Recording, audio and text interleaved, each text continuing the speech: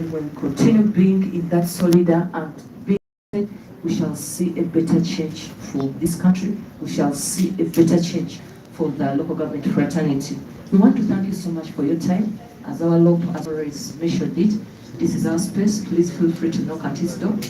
It's always available. And for you, you are aware that me, I'm a caller away as far as local government issues are concerned. I want to welcome you once again and thank you, Lord, for your time. Thank you. Thank you, Honorable Betty Narima. Honorable, you have some histories? Just one, because I have my mayor here. Please feel free to speak to it. Thank you so much. Thank you so much, Honorable our mayors. We are delighted to meet you. I want to thank Arlo for hosting you, and also want to thank you for the courage and effort you put in to make sure that you have come here to air out your grievances in your respective areas. Mine is going to be about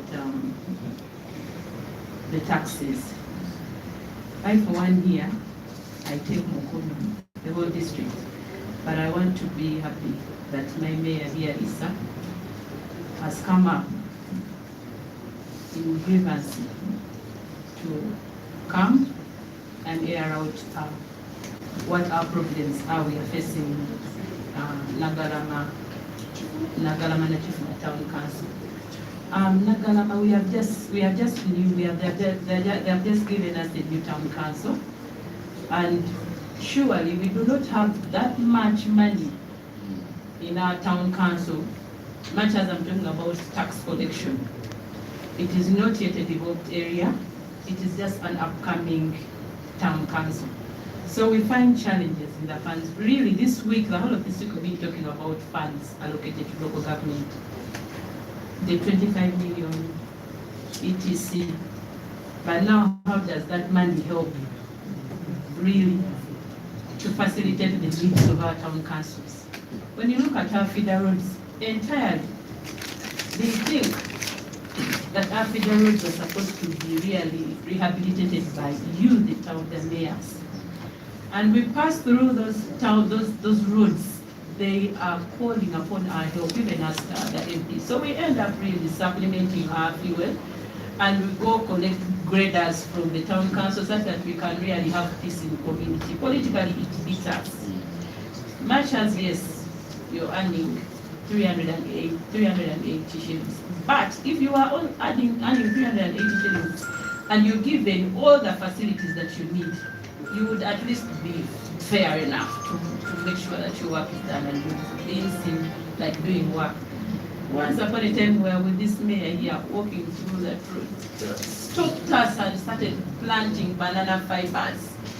So we ended up trying to solicit fuel to make sure that we are facilitating that road, and that's not our work. So I appeal to you and sympathize with you, mayors, that we are going to work with you surely. And we are many, just those three, and a few here representing you. But this hinders everyone else who was a mayor and a town council as well. And also, I want to talk about the improvement. I want to talk about the taxation in particular. I don't know how you do it, but in Nachikuma, when we get that fund from the taxes from the community, somehow I want to understand or want to know from you, does that money go back to finance or they leave it with you to use it? Unfortunately, I came in late and didn't hear from you, so if you could answer me that, I would probably be enlightened to know, and to know how far we can go about that as well and talk about it anyway. So with the few words that I have mentioned to you, I thank you so much for coming. And we are very delighted and ready to work with you. Thank you, so Honorable much. Nokia. You came when these mayors have already addressed us.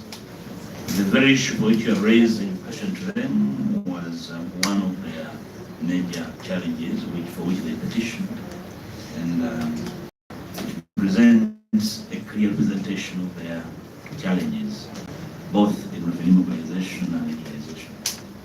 So they may not have to answer back, but because they addressed it before you came.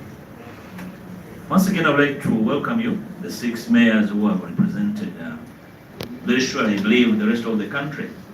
See, one of the challenges of leadership in this country is that some people in leadership are so fearful of speaking out. So in the process, as leaders with a responsibility, you have allowed yourselves to suffer and die silently.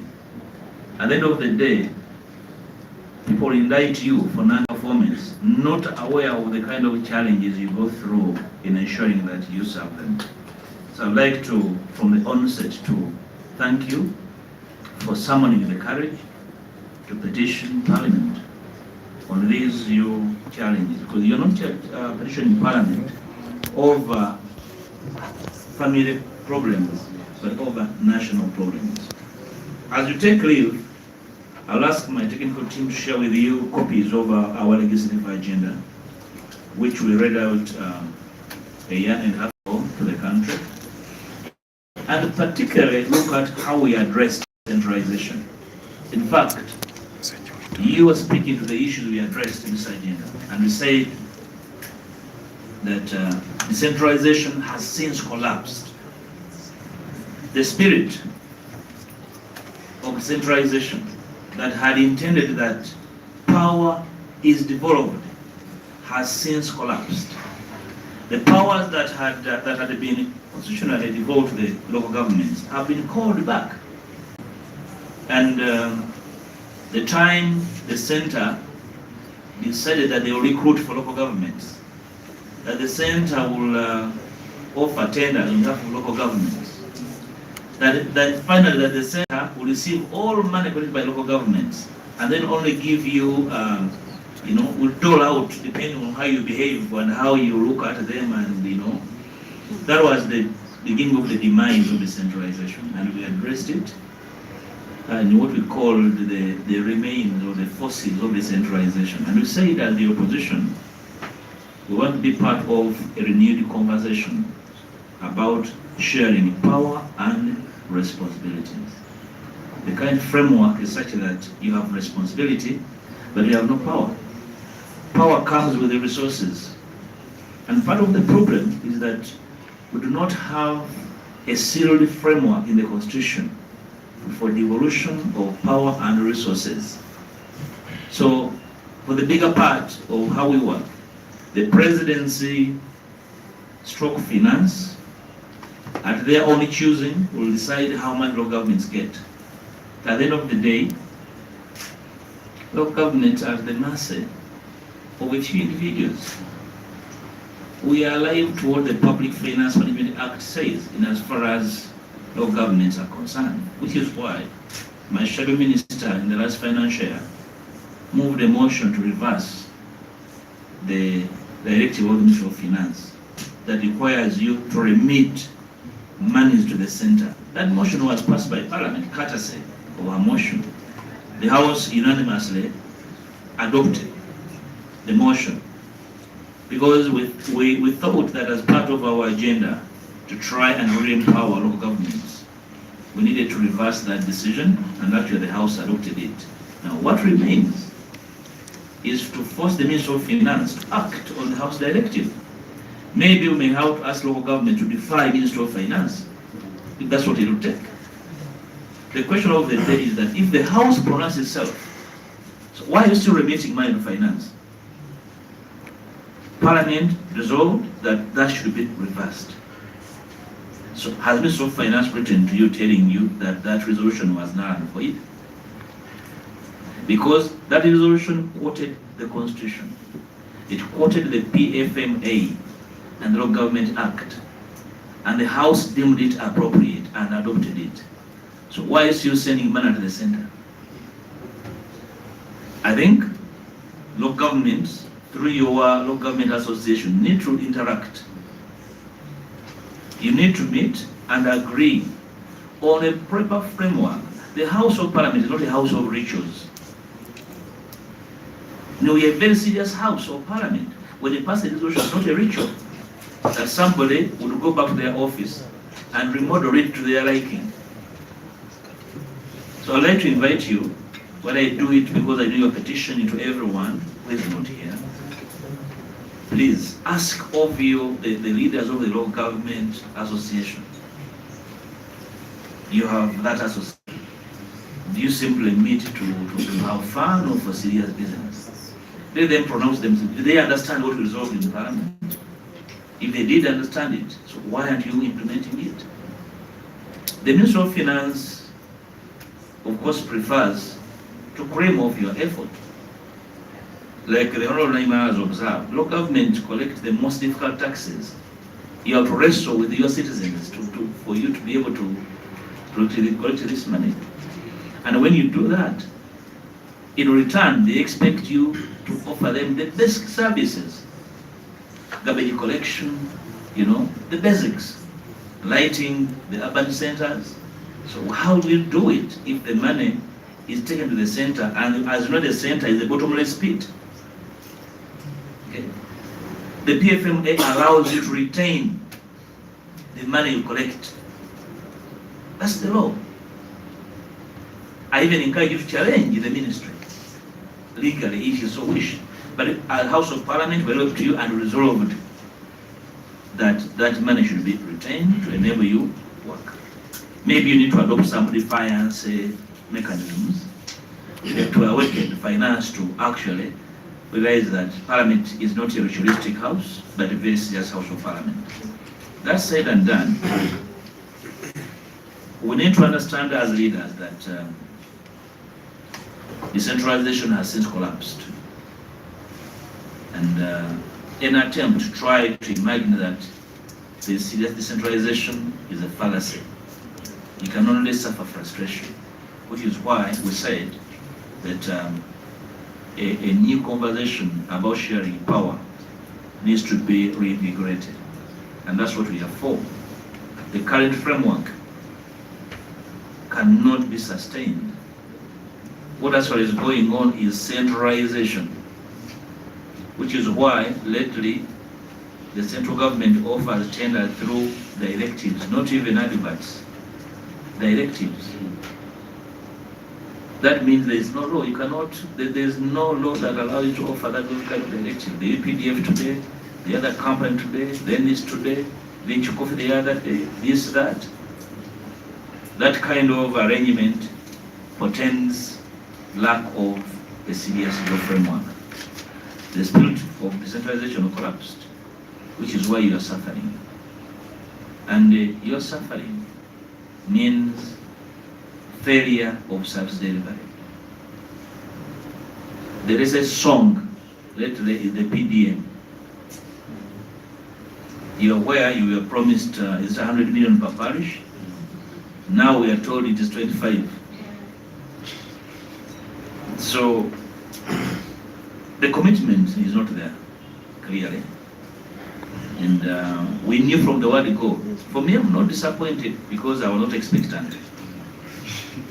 For those of you who are frustrated and disappointed, I'm sorry for you. I know to a slogan hearing, there's no way you're going to help our people through slogans. PDM, this, that kind of stuff. Poverty alleviation, yoga. So we have a duty, all of us, because we are not going to abdicate our responsibility to our people. Because decentralization will collapse does not mean that we shall not have mayors that care for their people or chairperson of districts. But your voice must be loud enough to compel action. So I want to invite you to voice out further as Parliament, not necessarily as the opposition, but as Parliament, because I know and I want to assure you that the issues you are raising are the issues that all members of Parliament, including from the ruling party, from their localities, are suffering with. What they lack is courage to speak out.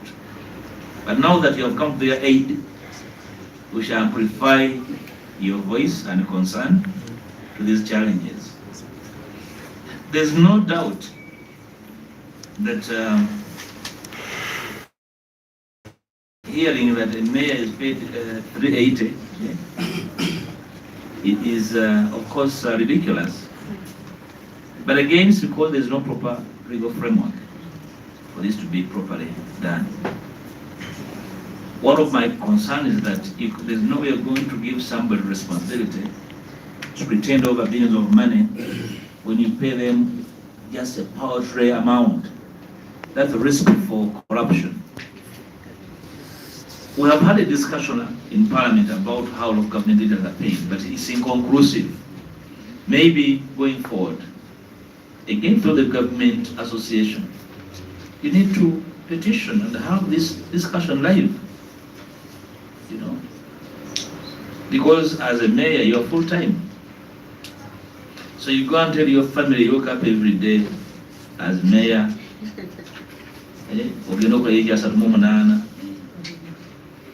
and you must be there all the time, attend to community challenges. That's why you don't find Walukaga in office. Because he gets more money there to go and take care of his constituents and changes. This is not really good for us, you know, but you don't have many Walukagas. So we need to rethink this if we are going to be seriously offering leadership to our people. We take it seriously and should be looked at. Of course, Parliament is different. Parliament determines their pay, so they will, you know, like Parliament. But if local governments are empowered, they can also take care of their leaders. That's what it is. And as long as there is transparency, local government generate enough money to take care of the local issues, including their leaders. Their leaders are available to be at the service of their communities. But the framework, like I said, is absent. So we are into gambling, we are into, wait for someone to make a pronouncement. So if you don't speak well, your local revenue will not come. So in the petition, you are being advised that for 2 quarters, last financial year, you don't receive money. Maybe that my means I'll pick that up, where that money go legs and walk somewhere, somebody's office or home. Then the common excuse that there was COVID, but COVID did not close out responsibility. Particular taxes were being collected, even under COVID. Probably I'll invite my municipal government to take interest in that matter. So that the right questions are asked, so that we get the answers as what could have become that money. The other issues you're raising on tenders, of course, one of the challenges we've been getting from local government is interference by the center in local revenue mobilization, especially where they are landing sites. Now, the UPDF and the police have turned themselves into revenue collectors at some of the landing sites. The UPDF and the police have no business collecting any revenue somewhere. The law does not emphasize them as revenue collectors. But I'm advised they have taken over landing sites and they are frustrating local governments in collecting local revenue. In fact, indirectly, that even URA is interfering in local revenue collection, where they think that the revenue isn't collected, then they interfere. It's local revenue. I believe these are the questions my minister will ask and seek for clarification, that you are accordingly supported and guided. In a nutshell, colleagues, we are talking about a global system. But like we said in our program, the end game will have to be probably a new constitution that spells out clearly matters of devolution of power and how that power plays out and is utilized. In other jurisdictions, for example, in Kenya, as our neighbors in Kenya, power is clearly devolved constitutionally, and there's a very clear framework of revenue sharing between the center and local governments. A formula is there in the constitution, in their revenue legislations on how it is shared. But here, even where the law is very clear, there's no compliance. Maybe where there's non-compliance, I want to invite the local governments to defy some of these illegalities. Maybe it will be an awakening call. But you need to rally your peers across local governments to understand that at the end of the day, if you do not perform, the voters don't understand this issue of devolution. They'll throw you out too. So you need to summon courage to demand your due share, and you demand for compliance with the law for you to be able to execute your mandate. Otherwise, I want to thank you so much for coming and airing out.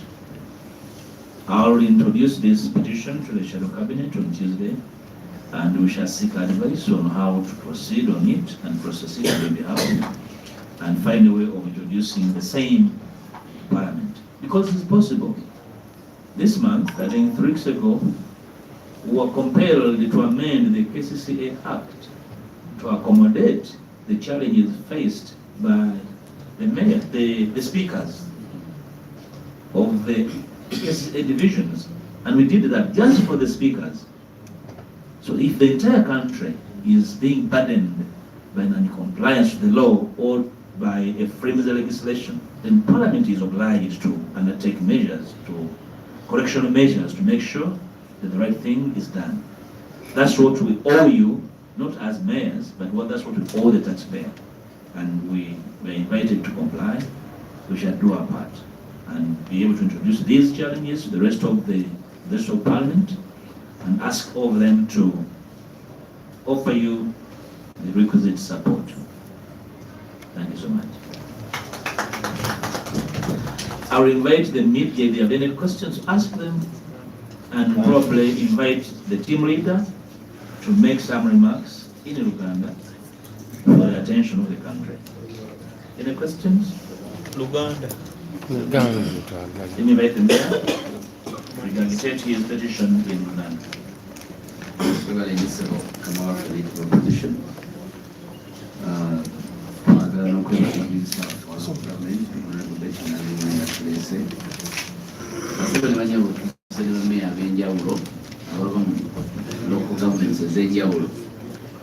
Ng'ekisinza okutuleeta y'engeri central government gye yatugyako obuyinza kati twasigala kubeera bameeya ba mikolo banyimbe naye nga mu bikolwa ne mu nkola y'emirimu tetukyasobola.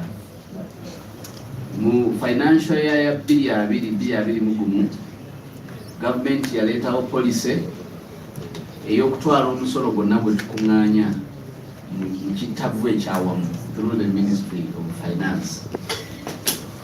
Naye nga baali bataddewo nti bajja kuzizanga mu budde tusobole okukola emirimu nga batunuulira bajeti zaffe, okugeza bajeti bw'eba yakawumbi nga bamanya nti buli kwota tujja kuza sente mwezi ki ate tusobole okukolekitinga oba okusolooza ze tubaweereza.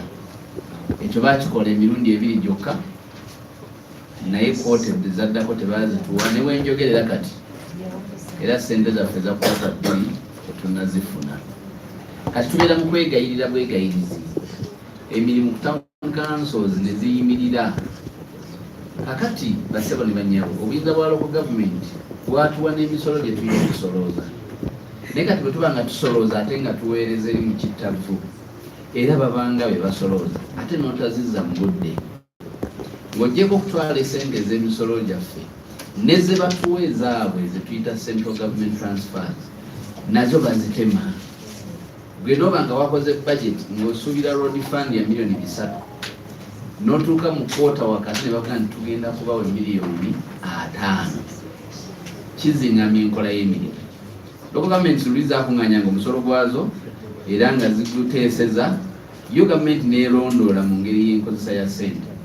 Naye kati batugamba nti tuli bali banguzi, ensonga lwaki bazitwala ewa Mukulu Kasayija, Minister of Finance, yasobola otuteekerateekera. Tetwandikiganye naye bazitulize mu budde kuba ssente ezo z'abantu abaatulonda nga balowooza tulina bakolera emirimu. Tulina enguudo mwena ze mumanyi bitundu byaffe nga zikolebwa local governments. Naye kakati nebeera mu luguudo nerujjamu n'ebinnya n'emmeeya n'otya n'okuyitayo kubanga abantu bajja kubuuza lwaki tolima kuba ate bo banyonyola nti ssente tewali bajja kugamba mutujjamu license. So ensonga eyo tuleese. Ensonga endala era muzuulidde nga bannange bazoogera. Batuwa pikipiki mukwe batukolera emirimu.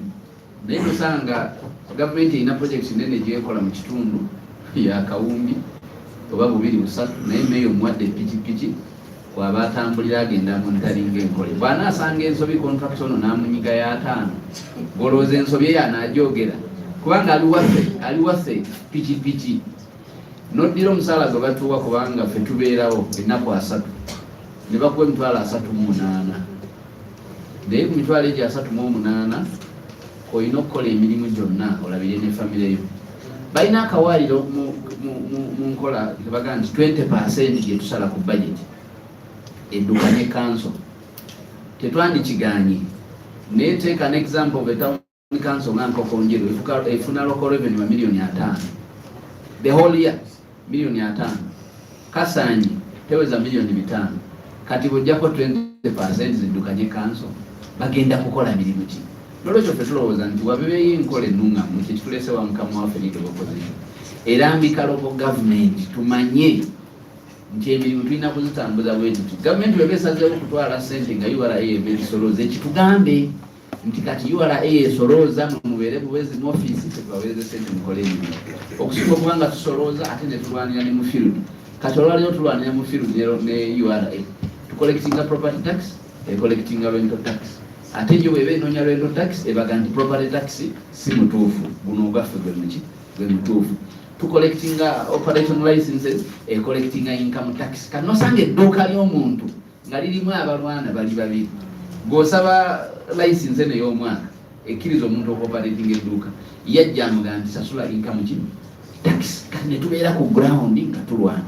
Ensonga endala ebaddeyo abantu bemuwa okukola emirimu mu valuation jabba wa case study waffe basindika value wa property tax naye kumpi emirimu kumpi ffe twagikola yazze alowooza ekitundu agenda kikolera mu wiiki emu naye ate gwe musolo gwetaaga obwegendereza okutuuka ew'omuntu n'omanya enfuna ye ayingiza atya ekizimbe kikola kitya ebyo byonna. Naye olw'okuba ye abaali bamusindise baali bakamaabe kuva ku ministry n'abakozi baffe abamu ne batandika otiisibwa nga bakubira obaayo olinnya mu ttenda ya gundi.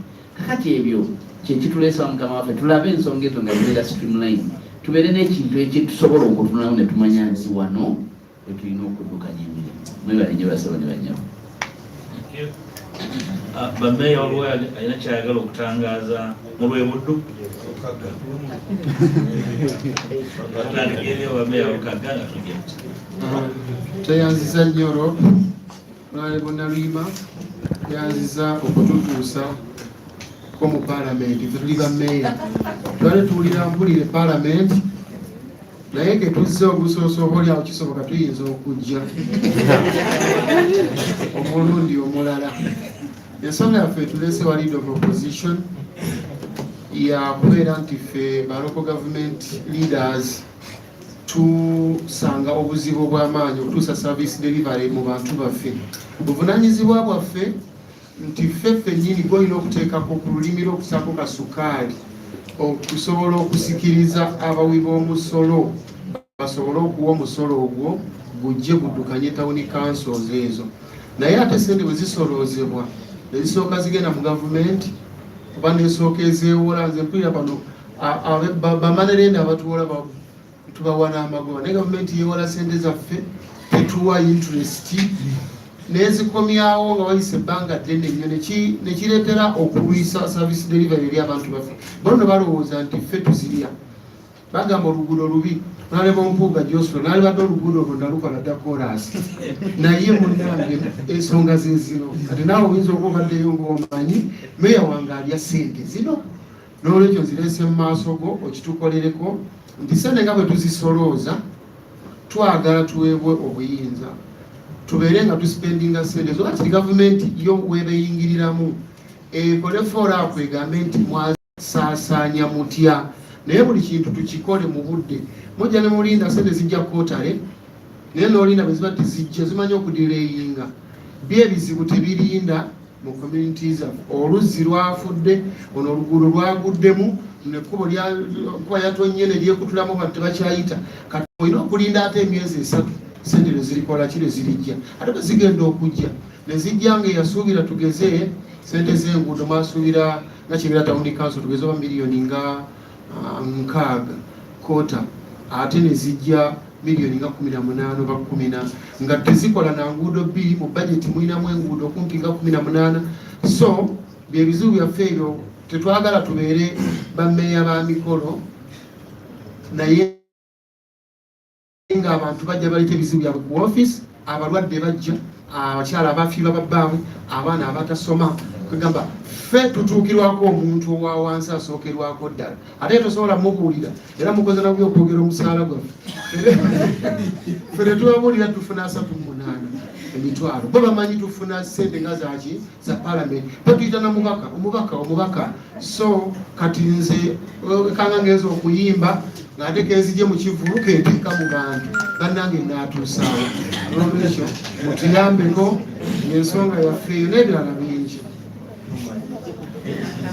tusabe n'abalala yakyagala okwogera mu bufunze sebo ngamaffe leader of opposition baffe ba parliament bannamawulire nabwe mwali mu ruumu eno nze Ssentongo Salibazitaka Ezaala nze ndi meya w'Ekokonjo Town Council mu Buyikwe district ebimu oba ebisinga baganda nga byogedde naye kyenjagala eddoboozi enjagala nange okugattako njagala gavumenti oba tusaba gavumenti ensonga eno erimu egitwalanga ya opposition oba abali ku ludda oluvuganya oba olwabula wabula egitwala nti ensonga ya ggwanga lyonna kubanga enguudo ne service delivery gyeteekamu wansi eri teyawula wa kibiina gundi oba gundi twagala gavumenti etegeere bulungi nnyo kubanga tuba tugenda kukola ekisingako wano okulaba nti ebimu palamenti byayisa naddala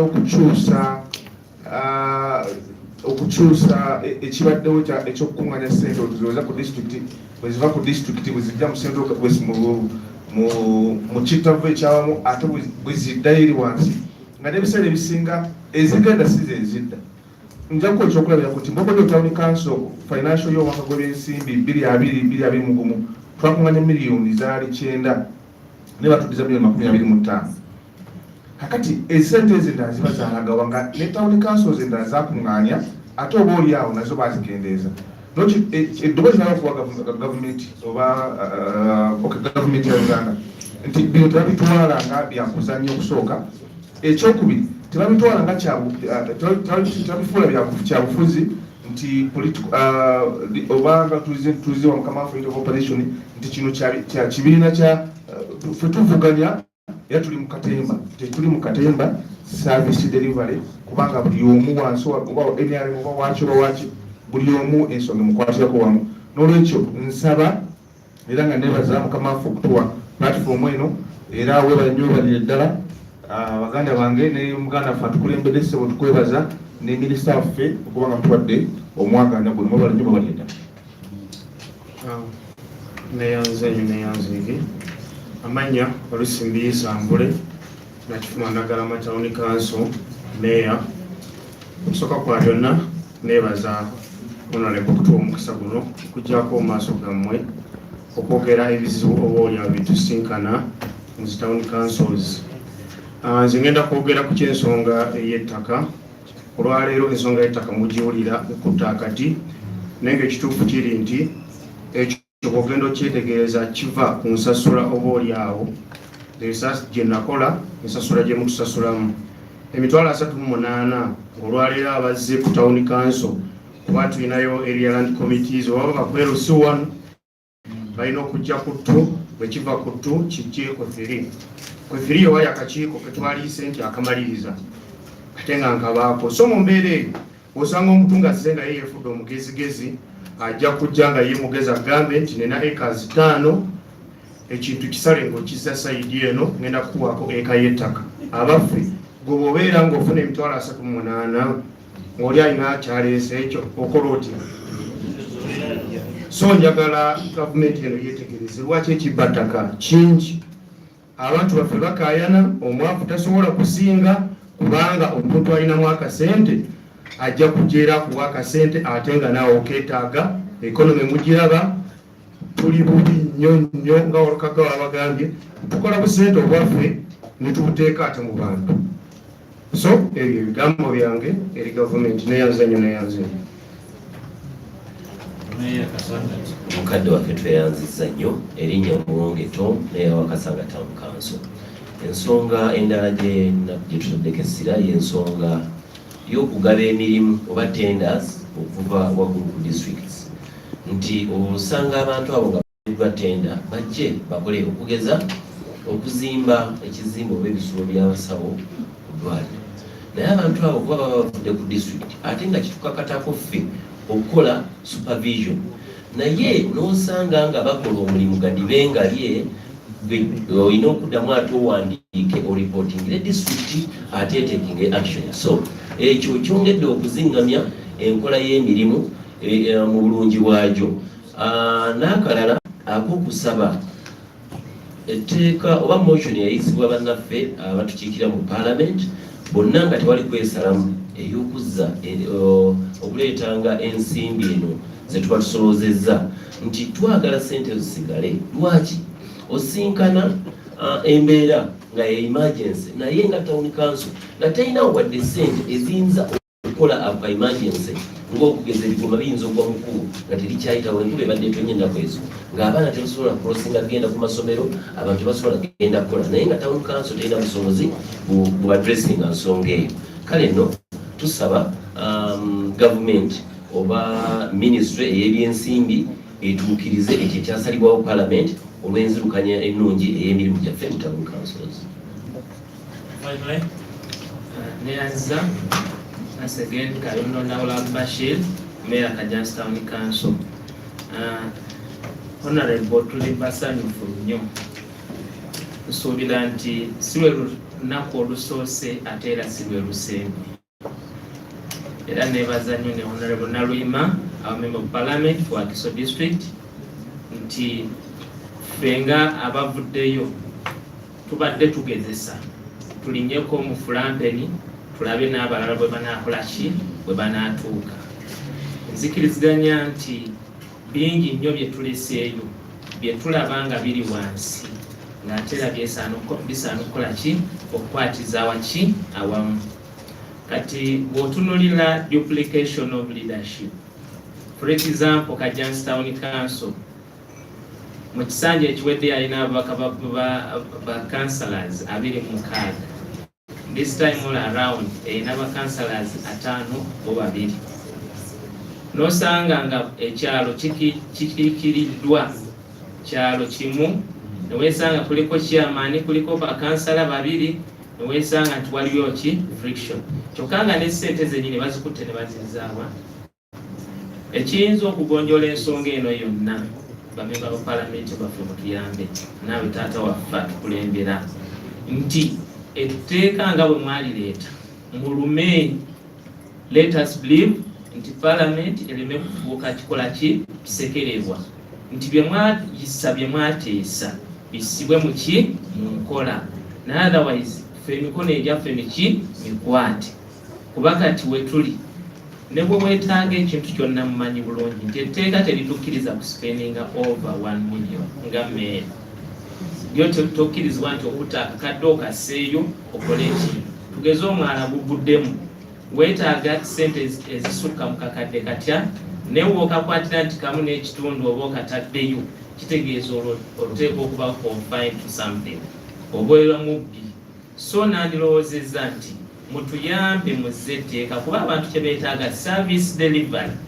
Tunaatuuka tutya ku service delivery kwe kuba nti wekigudde ekizibu ekyo kisobola okubeera electrified oba okwanukulwa mu bwangu.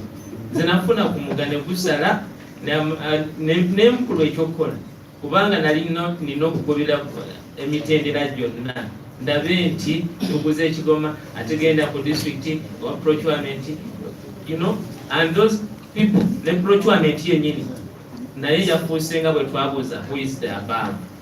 Kuba agenda okukola ekintu asooka kwekenneenya ekintu kyenkola nina wenkikolera ki wenkifuniramu. Bw'aba takifunamu takikola kintu. so kati awo tukyalinawo obuki obuzibu naffe mutuwe ku veto powers nabe tusobola okutambuza ki local government obulungi. Thank you.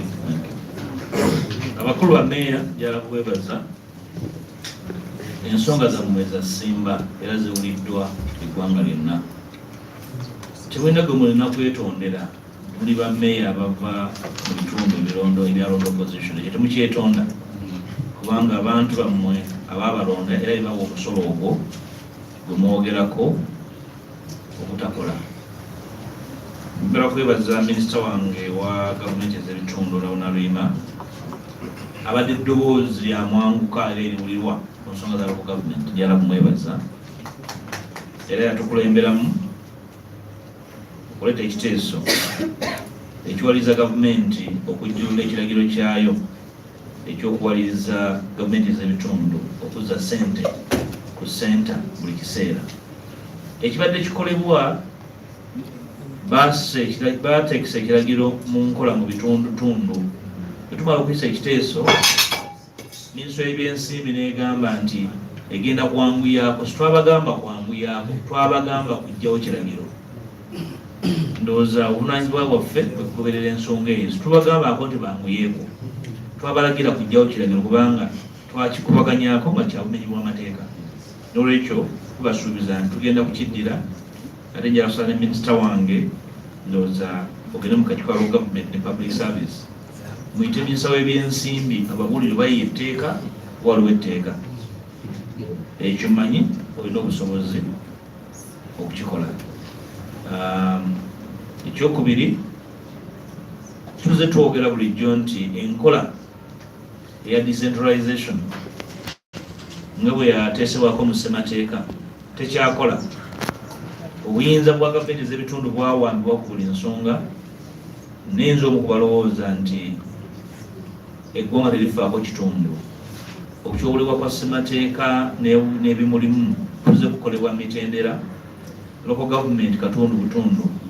N'olwekyo okukubaganya ebirowoozo nga bannayuganda ku ngeri gye twagala okukulemberwamu bakyalwawo dda.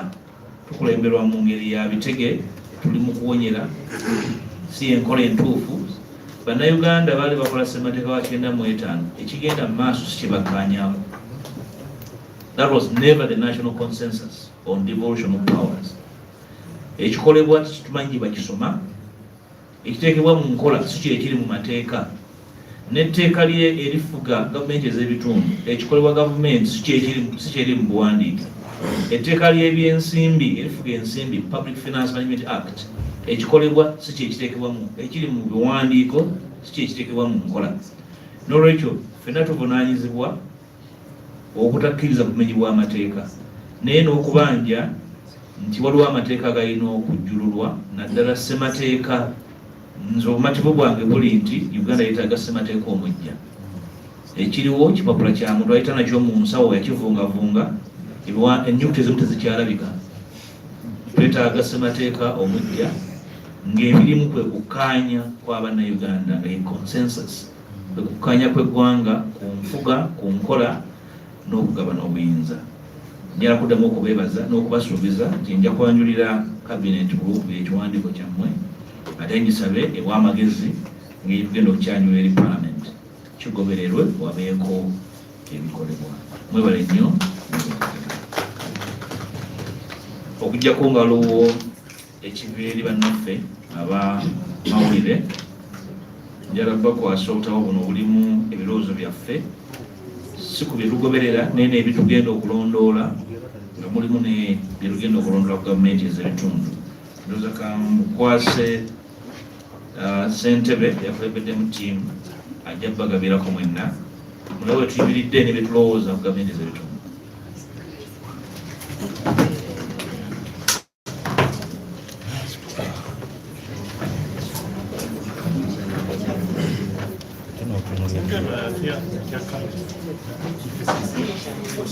Can I invite you for a joint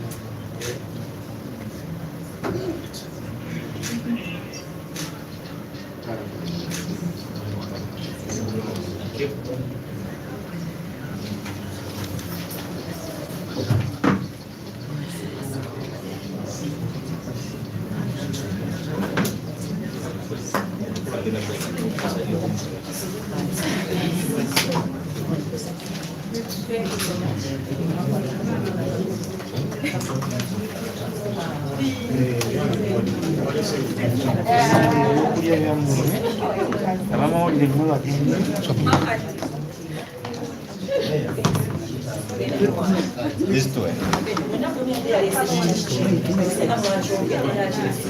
Solo che dirò.